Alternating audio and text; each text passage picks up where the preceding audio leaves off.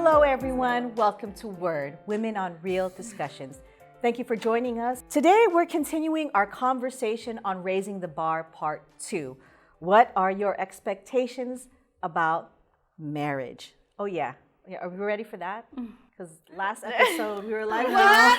Uh-oh. Well, I'm Bernie Roskides, and joining me today is Macy Newcup, Shalina Kroll, and Mar Gutierrez. Hello, ladies. Hey. Okay, here we go. So, last time we spoke, we talked about the criteria of finding that potential partner inside the Church of Christ, and now we're taking a little bit further and talking about what our expectations about marriage. So, what are your honest expectations for marriage? I'm gonna talk to she was like, don't you dare, don't you dare. I don't know.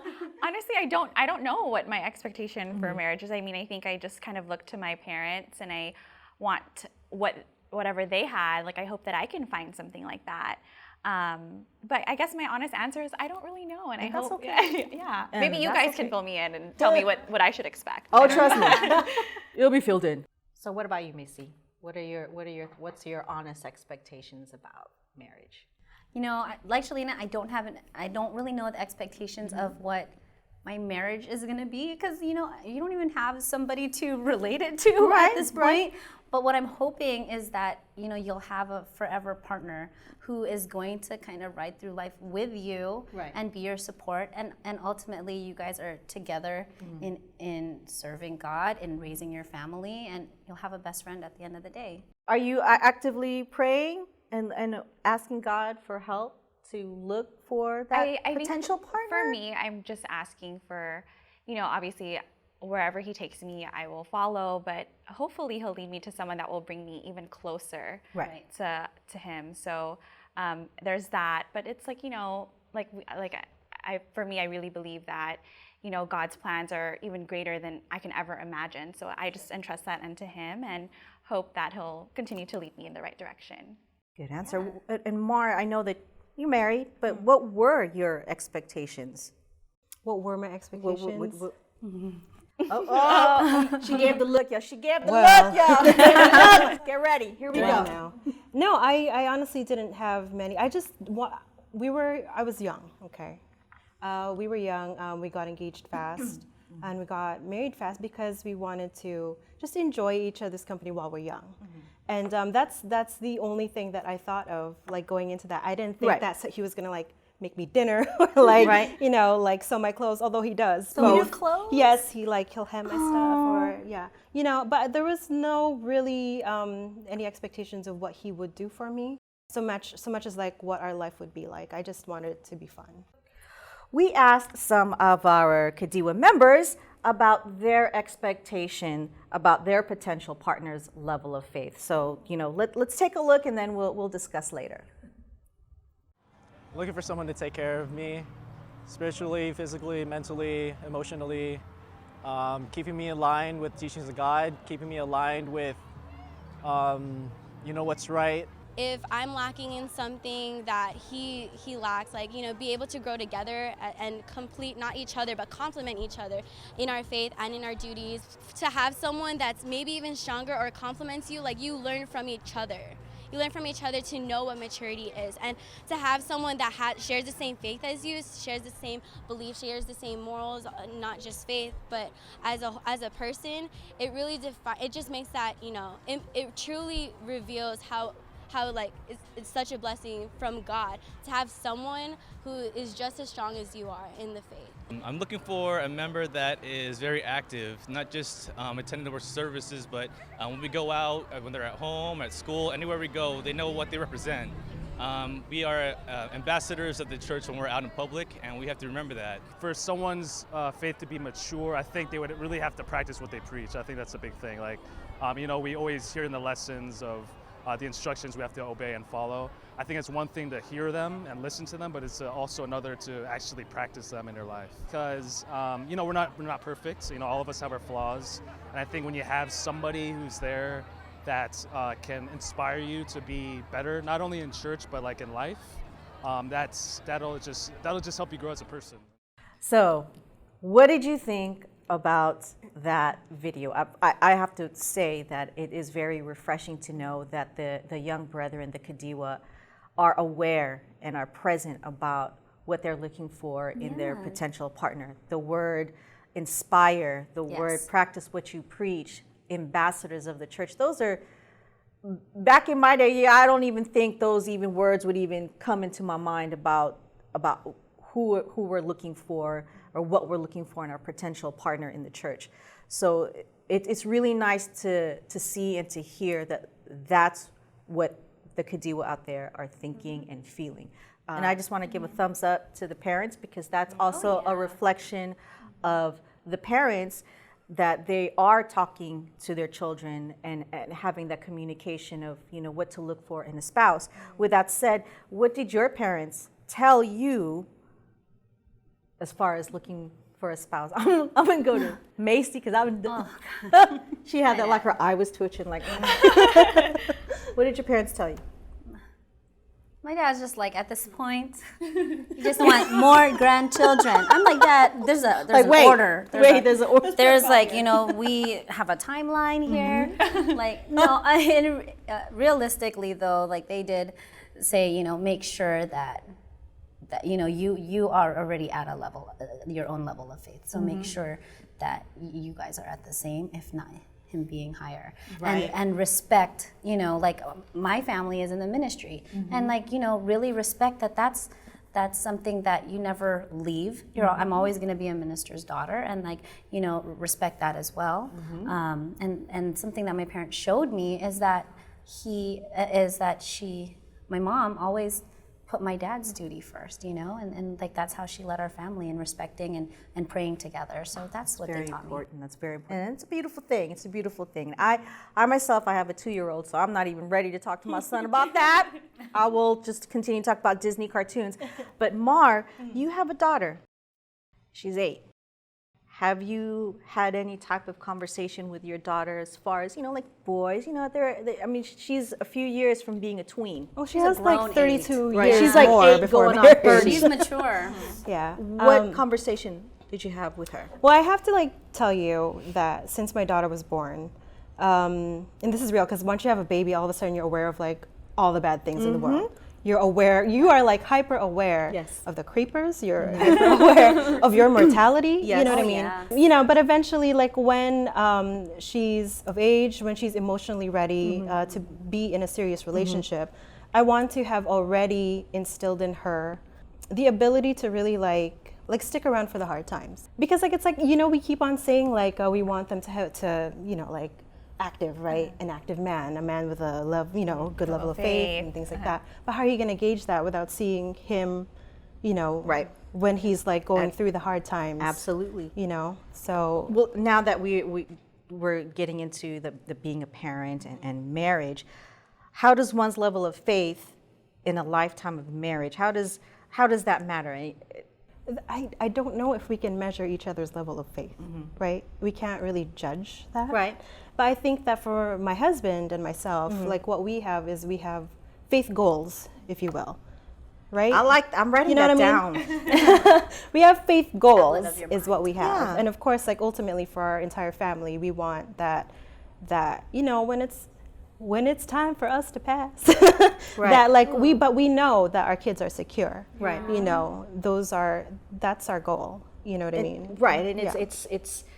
I'm very thankful, because I always think of, I only have one son, and I always think about when I'm no longer here, who's going to take care of my son. So I think as parents, we I understand now, because whenever I go see my parents, before we leave, my father always says a prayer. And I'm grown. I've got my family, I've got my son, but he's still my dad. And so for the parents out there, it's good to know that we pray for our children every day, and that if they're no matter how old, and when there comes a time, they leave. Because I think about that, like what you said, you think about your mortality once you have your child.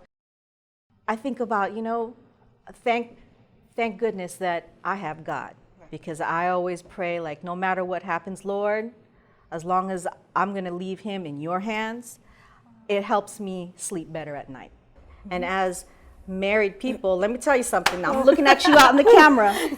Marriage is hard. And for those that are about to get married, when they tell you enjoy the honeymoon, they're not talking about the like 2 weeks in Cabo. They're talking about honeymoon stage as far as the first maybe 2, I'm pushing 3 years where it's that's cute, generous. right? That's generous, right? Because, you know, when you first get married, it's wonderful. You know, you're having like brunch, you know, you're making him heart-shaped, you know, pancakes, shopping at IKEA. And then you start throwing kids in there. And then you start throwing mortgage and the stresses of life. It's like a balancing Wow. act. It gets kind of ugly. It gets kind of ugly where, because you see each other all the time and you get comfortable. And it's those times when it's really hard. When you sometimes, I mean, I'll be honest, like you look at your partner, you're like, you know, I can't even, can you step out of the room right now? And it can get like that because that's what it's about. Those are the times when you have to pull, you know, this inner strength. This is the time where not only can, you know, do you pray together, but you could also pray for your spouse. Because there are times we go through, women go through, wives go through, their husbands go through their own personal. How about you, Ma? What are the role of prayer In the family, I think that it should go without saying there should be a family prayer, right? Absolutely. I mean, another aspect of that's important is that it opens up dialogue between you and your spouse about your goals. Absolutely. It keeps you both on the same page. You're not just going to go in there and pray like, guess what, surprise, we're having 10 kids, you know? This is what we're praying for. No, you go in there, you know, you have a dialogue and then you pray together and with your family. But I agree with you though. Like, I think that, you know, we should never like maybe get, maybe not complacent, but not just depend on just that as your prayer. Because you still need to keep your conversation with God going, like individually. Yeah, that's true. Because like, okay, I'm gonna be honest, okay? I'm gonna keep it real. When you're saying like pray for your spouse, I did that the wrong way for a little bit, okay? What's the wrong way? Okay, so I already said I got married, you know, young, and after the honeymoon phase, you know, when things really get real, right? Instead of looking into myself and saying, well, how can I make this better? How can I be better? You know, and praying in that way, when I would pray, I would be like, God, please change him. Why is he like this? You know? But I mean, the thing is though, at least I had a dialogue with God. Like, help him see my way. Exactly. Why is he not giving me what I want? You know? No, but at least I had a dialogue with God for him to say, hey, that's not right. That's not how you pray. Right. And eventually, like, he manifested that in my life through circumstances, of course, you know. Absolutely. And then eventually I learned, you know what? That it's so wrong. That is not how you pray for your spouse. Right. You know what I mean? Change them. No, that's not how you pray for your spouse. And then I switched gears and I said, you know what? I hope he has patience for me because Yeah, because we I ourselves know. aren't. Yeah, We're not perfect. I know. You know what I mean? And Yeah. like, and then I just kept on working on what can I do to be a better spouse. What if, you know, the spouse is praying for, well, you're praying for your spouse to become more active. You know, sometimes the level of faith can go up and down. And so I don't think there's anything wrong with like, Lord, if you can please, for that kind of change, a good change, a positive change. You know, there are times like you're like, please, like, stop, tell him to learn how to pick up his pants when the laundry bin's right there. But it's okay to pray for change when you know that the faith is lacking, when the level is going low. So it's okay to like, Lord, please help him to become, you know, more active. If God, please use me as an instrument, or show me the way to help him become more active. So, I mean, I totally understand where you're coming from. So, but it's also okay to pray for them when they're lacking when it comes to serving our Almighty God. You know, because it's easy to be with someone at their best. It's during the worst when you gotta roll with your partner in the trenches. That's the hard part. And that's where, you know, the tests come along. And if you can survive that, the next I wouldn't even say disagreement, or the next problems that may arise. It's going to help you deal, because now my husband and I, we're like an old couple, you know, like. But it's the best though, right? It's the best, because now we kind of, you know, You've been through so much. You've been through so much, and with any relationship, it's like karate. You know, you got to have like, it's like you have to know. You guys fight? No, you got to know the counter to when they're going through their thing, and when you're going through your battle of whatever it is that you're going through. You got to know to like pray. Okay, let's, you know, basically it's all about prayer, and you know, you work as a team. With all that said, can you, okay, I'm looking at you too. I don't know. With everything that we talked about, you know, including what we talked about in our past episode, your criteria in finding your potential partner, your expectation when it comes to marriage, can you can you honestly say you are marriage material at this point in your life? Honestly, I was at that point before when I was like, what's happening? How come I'm not? But now, if I just trust in God for Him to tell me when, you know, and to know when it's supposed to happen, or if it's going to happen, and just accept whatever may happen in the meantime, or I think that's where I am in my life right now. I'm not going to label myself marriage ready, or like, you know, yeah, but with everything that you talked about, it's helping me prepare a little bit more. Yeah. You know, it's like, I hope like I'm doing everything right to be fully prepared. And so, I mean, it's my hope that I am and I will be. But are you ever really ready? And that's where you kind of let go and let God, right? Yeah. And the moment that you just really, really let go, and you let God take the wheel, and as long as you continue to include Him in helping you find your partner. Trust. Yeah. Trust.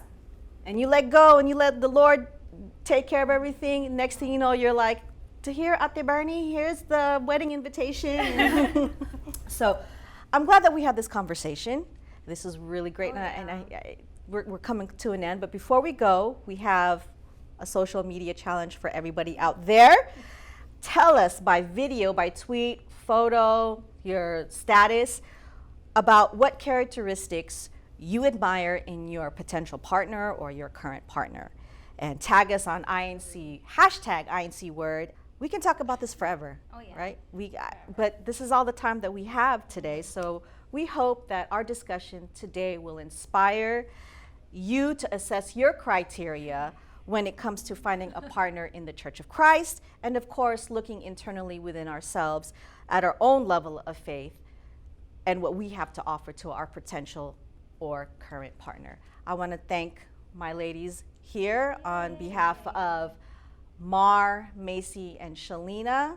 We hope that you will join us next time, and myself, we hope that you're going to join us here next time on Word! Women on Real Discussions. We'll see you next time.